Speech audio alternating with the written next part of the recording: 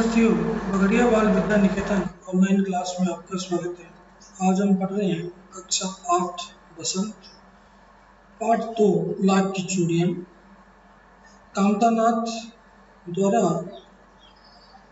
प्रस्तुत इस पाठ में एक पुश्तैनी कारीगर की डामाडोल स्थिति के बारे में आकर्षित किया गया है। इस पाठ को आज शुरू करने से पूर्व हम थोड़ा सा पीछे की पुनरावृत्ति कर लेते हैं। पीछे हमने अब तक क्या पढ़ा।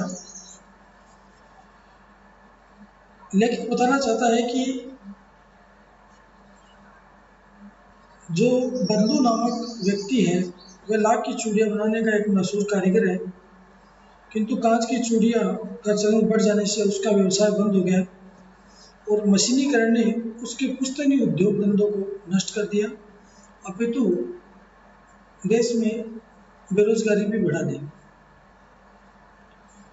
लेखक का बदलू के साथ आत्मीय संबंध था। वह उसे काका कहकर बुलाता था। बदलू का मकान गांव में कुछ ऊंचाई पर था।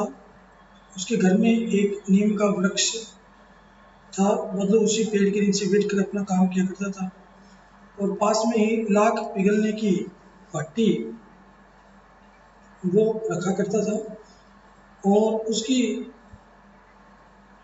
लकड़ी की चौखट पर उस लाख को मुलायम किया करता था। बदलू लेखक को गोल गोल लाख की जो गोलियां हैं वो उनको दिया जाता था। पैसे से मनियार होने के कारण बदलू बहुत ही सुंदर चूड़ियां बनाया था। उसकी चूड़ियां दूर दूर के गांव में प्रसिद्ध थी। बदलू चूड़ियों के बदले कभी पैसा नहीं लेता था, लेकिन विवाह शादी की जो चूड़ियां होती थी उसके ऊपर वह एक विशेष प्रकार की कीमत उनसे लेता था और उसी के बदले उसे ढेर सारा कपड़ा, अनाज, पगड़ी और उसकी पत्नी के कपड़े आदि उसे मिलते थे। बदलू को यदि किसी बात से चिढ़ थी तो केवल कांच की चूड़ियों से थी। जब भी वह किसी को कांच की चूड़ियां पहनते देखता तो उसके अंदर कूद जाता, यहाँ तक कि वह कभी कभी तो 2-4 बातें भी उसे सुना देता। लेखक जब बदलू के पास जाता तो वह लेखक को उसकी पढ़ाई, घर और शहर के बारे में पूछता।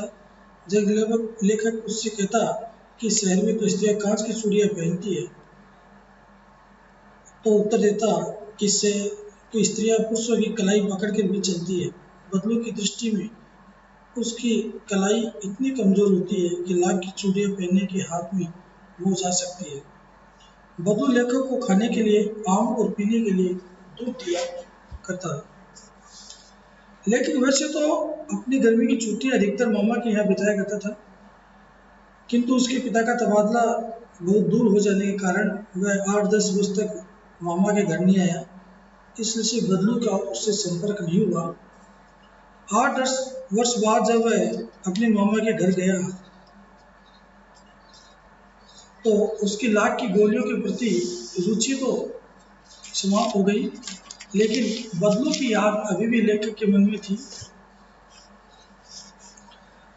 बदलू काका जब लेखक उससे मिलने गया तो बहुत देर तक तो बदलू ने उसे पहचाना नहीं और उसके बाद उसको पहचाना। अब उसके आगे हम आज पढ़ेंगे। कुछ देर फिर शांति रही। मैंने इधर उधर दृष्टि दौड़ाई, नहीं तो मुझे उसकी मछिया ही नजर आई, नहीं भट्टी। आजकल काम नहीं करते काका? मैंने पूछा। जब 8-10 साल बाद लेखक बदलू के यहाँ पहुँचा, उनसे मिला, परिचय दिया, तो फिर देखा कि न तो बदलू की मछिया है, न ही भट्टी है। तो उसने पूछा कि काका आजकल काम नहीं करते? नहीं लल्ला, काम तो कई साल से बंद है। मेरी बनाई हुई चूड़ियाँ कोई पूछे तब तो गांव गांव में कांच का प्रसार हो गया है।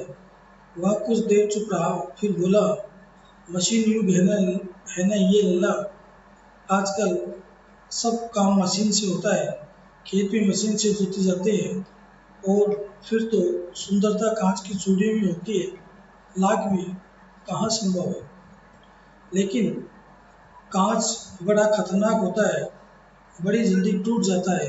मैंने कहा, नाजुक तो फिर होता ही है लल्ला। कहते कहते उसे खांसी आ गई और वह देर तक खांसता रहा। मुझे लगा उसे दमा है, यानी सांस की तकलीफ या बीमारी है। अवस्था के साथ अब उसका शरीर ढल चुका था। उसके हाथों पर और माथे पर नसें उभर आई थी। जाने कैसे उसने मेरी शंका भांप ली और बोला, दमा नहीं है मुझे, फसली खांसी है। यही महीने 2 महीने से आ रही है। 10-15 दिन में ठीक हो जाएगी। मैं चुप रहा। मुझे लगा उसके अंदर कोई बहुत बड़ी व्यथा छिपी है। मैं देर तक सोचता रहा कि इस मशीन युग में कितने हाथ काट दिए। कुछ देर तक फिर शांति रही तो मुझे अच्छी नहीं लगी। लेखक जब बदलू से मिला तो उसे उसकी दयनीय हालत पर बहुत दुख हुआ और लेखक समझ गया कि बदलू को कोई बीमारी या कोई रोग नहीं है, उसकी परेशानी है उसका काम। उसकी लाख की चूड़ियाँ बनाने का जो पुश्तैनी काम है वह अब हट गया, क्योंकि लोग कांच की चूड़ियों की तरफ आकर्षित होने लगे। आम की फसल अब कैसी है काका? कुछ देर पश्चात मैंने बात का विषय बदलते हुए पूछा। लेकिन ने बात को बदला। अच्छी है लला, बहुत अच्छी है, उसने लहकर उत्तर दिया और अंदर अपनी बेटी को आवाज दी। अरे रज्जो, लल्ला के लिए आम तो ले आ। फिर मेरी ओर मुखातिब होकर बोला, माफ करना लल्ला, तुम्हें आम खिलाना भूल गया था। नहीं नहीं काका, आम तो इस साल बहुत खाए हैं। वाह वाह, बिना आम खिलाए कैसे जाने दूंगा तुमको। तो आज हमने पढ़ा कि लेखक जब 10 वर्ष बाद मिला तो बबलू बहुत परेशान था। उसका कारण ये था कि मशीनी युग के कारण कांच की चूड़ियाँ आ जाने से उसकी लाख की चूड़ियाँ कोई नहीं खरीद रहा था। और ज़्यादा दुखी न कर कर लेखक ने बात को पलटते हुए आम की फसल की बात करने लग गया और बदलू ने लेखक के लिए अंदर से आम मंगवाए। इसके आगे का भाग हम अगली ऑनलाइन क्लास में पढ़ेंगे। तब तक के लिए धन्यवाद।